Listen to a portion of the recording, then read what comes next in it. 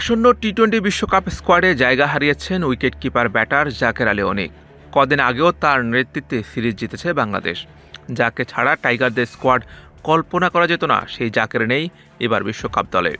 অবশ্য থাকার কথাও না, কারণ সাম্প্রতিক সময়ে তার পারফরমেন্স সবাইকে হতাশ করেছে। বিপিএলে ফর্মের তুঙ্গে থাকা নাজমুল হোসেন শান্তও নেই এই দলে। 2026 সালের টি-20 বিশ্বকাপ খেলবে 20 দল। 7 ফেব্রুয়ারি থেকে শুরু হতে যাওয়া এই বৈশ্বিক আসরের জন্য 1 মাস আগে প্রাথমিক দল ঘোষণা করতে হবে অংশগ্রহণকারী দলগুলোকে। 8 জানুয়ারির মধ্যে আইসিসিকে জানিয়ে দিতে হবে দল। তবে এই দলে ইচ্ছেমতো পরিবর্তন আনা যাবে 31 জানুয়ারি পর্যন্ত। এই সময়সীমার পর দলে পরিবর্তন আনতে চাইলে অনুমোদন প্রয়োজন হবে আইসিসির। বিশ্বকাপের খেলাগুলো হবে ভারত ও শ্রীলঙ্কার। তাই অংশগ্রহণকারী বেশিরভাগ দলেই স্পিনারদের রেখেছে বোলিং আক্রমণের অগ্রভাগে।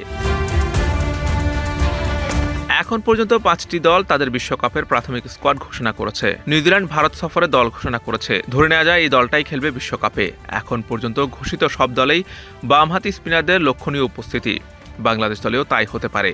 বাঁহাতি স্পিনার নাসুম আহমেদ আছেন সম্ভাব্য স্কোয়াডে, তবে গুঞ্জন আছে থাকতে পারেন তানভীর ইসলামও। দৈনিক সমকাল জানিয়েছে নির্বাচকদের সাজানো 15 সদস্যের দলে কারা রয়েছেন। তাদের দাবি, জাকেরের নাম নেই নির্বাচকদের সাজানো ও বিসিবি আইসিসির কাছে পাঠানো বাংলাদেশ দলে। এছাড়া বড় পরিবর্তনের সম্ভাবনা নেই বলে দাবি করা হয়েছে। 3 সংস্করণ মিলিয়ে বাংলাদেশ 2025 সালে খেলেছে 47টি ম্যাচ। এর ভেতর 36টিতেই খেলেছেন জাকের আলী অনিক। 2025 সালটা তার জন্য খুব অর্থবহ, কারণ এই বছরে তিনি বিসিবির কেন্দ্রীয় চুক্তিতে ঢুকেছেন সি গ্রেডে 4 লাখ টাকা বেতনে। 3 টেস্ট, 7 ওয়ানডে আর 26 টি-20 থেকে বছরে তার আয় 3 টেস্টের জন্য 24 লাখ, 7 ওয়ানডে থেকে 28 লাখ এবং টি-20 থেকে 65 লাখ টাকা। জাকের 36 ম্যাচে করেছেন 722 রান, 3 টেস্টে করেছেন 101 রান, 7 ওয়ানডেতে করেছেন 243 আর 26 টি-20তে 278। তার প্রতিটা রানের দাম পড়েছে প্রায় 16,205 টাকা। এমন দামি একজন ক্রিকেটারকে খুব সম্ভবত বিশ্বকাপে নিতে চাইবে না বাংলাদেশ।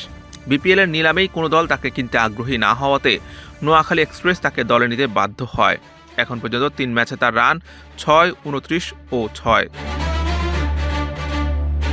বিশ্বকাপের স্পোর্টিং উইকেট ও কন্ডিশনের কথা মাথায় রেখে পেসার রাখা হয়েছে 5 জন। তানজিম হাসান সাকিবের সাথে টিকে রয়েছেন মোহাম্মদ সাইফুদ্দিনও। মুস্তাফিজ, তাসকিন তো থাকছেনই, শরীফুলের নামও শোনা গেছে জোরে সোরে। রিশাদ হোসেনের পারফরমেন্সের বিচারে নিঃসন্দেহে লিটন দাসের এই দলে অটো চয়েস। সর্বশেষ সিরিজে সহ অধিনায়কের ভূমিকায় থাকা সাইফ হাসান এবারও লিটনের ডেপুটি হিসেবে থাকার সম্ভাবনা রয়েছে।